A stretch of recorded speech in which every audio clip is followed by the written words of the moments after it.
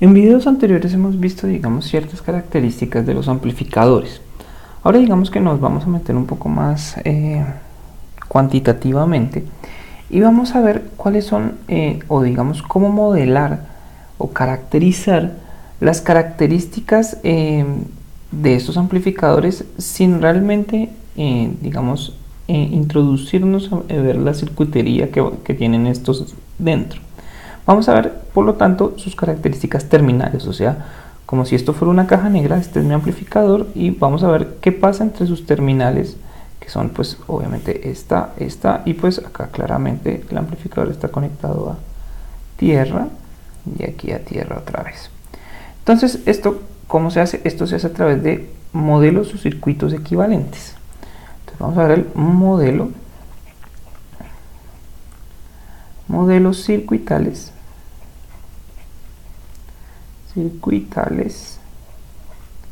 de amplificadores. ¿Sí? Entonces vamos a centrarnos en el puerto de entrada, que es este. Nosotros hemos visto que pues nuestro amplificador aquí genera el voltaje de entrada del amplificador, aquí se genera un voltaje de entrada, ¿sí? Y nuestro amplificador toma cierta corriente de la fuente que estoy utilizando para alimentar la señal del amplificador. Cabe señalar que aquí yo puse una fuente conectada en serie con una resistencia, digamos, de source o de fuente, ¿sí? Esto normalmente se considera como, lo voy a poner aquí con un colorcito amarillo, digamos que este par se considera como el equivalente Thevenin de cualquiera que sea el circuito que está alimentando de señal a nuestro amplificador, ¿sí? Puede ser una señal, puede ser una antena, puede ser, bueno, cualquier cosa realmente. Entonces realmente esto es un equivalente, esto se puede ver como un equivalente Thevenin de ese circuito.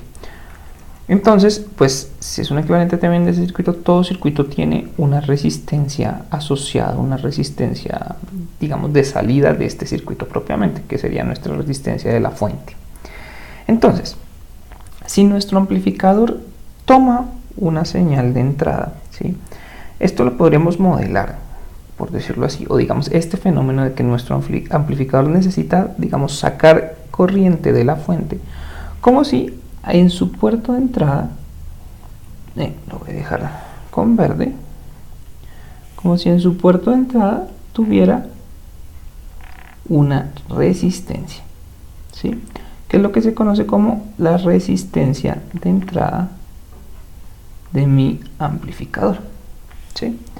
Y aquí lo voy a poner resistencia de entrada, ¿sí? Digamos que esta resistencia de entrada depende del circuito que esté aquí, que realmente conforma el amplificador, pero por ahora solo vamos a considerar que aquí hay una resistencia. Recuerden también que esto es un modelo, no es que haya una resistencia física dentro de nuestro amplificador que sea la resistencia de entrada, sino que hay una resistencia que modela, digamos, que caracteriza que mi amplificador necesita algo de corriente de la fuente, ¿vale? Entonces, y bueno, sobre esa resistencia se desarrolla el voltaje de entrada. Digamos que ahí terminaríamos con nuestro puerto de entrada. Ahora vamos a ver el puerto de salida. En el puerto de salida, pues que es aquí aparece nuestro voltaje de salida. Otra vez lo voy a poner en verde para ser consistentes. Tenemos nuestro voltaje de salida, ¿sí? Y hay un fenómeno en el puerto de salida interesante que pues idealmente nuestro voltaje de salida sería pues la ganancia del amplificador por este voltaje de entrada. Pero aquí yo conecté una resistencia de carga que normalmente se denomina RL, L por load, que es carga en inglés. Y a medida que el valor de esta resistencia va bajando, ¿sí? Este valor de voltaje también baja, ¿sí? ¿Eso por qué? Porque pues hay una resistencia y tiene un voltaje, entonces por aquí va una corriente de salida, ¿sí? Si esa corriente de salida es, digamos, aumenta en valor, pues este voltaje de salida tiende a bajar, ¿sí? Y digamos que esto se modela con pues la ganancia de nuestro amplificador se modela como una fuente de voltaje dependiente de voltaje, que la puedo caracterizar así, más menos, cuyo valor es la ganancia de nuestro amplificador, ¿sí? Esta ganancia le va a poner un VO acá por mi voltaje de entrada, ¿sí?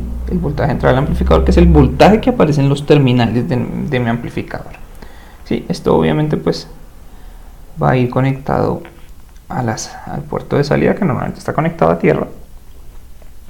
¿Y cómo vamos a modelar que nuestro voltaje de salida disminuye a medida que más corriente sale?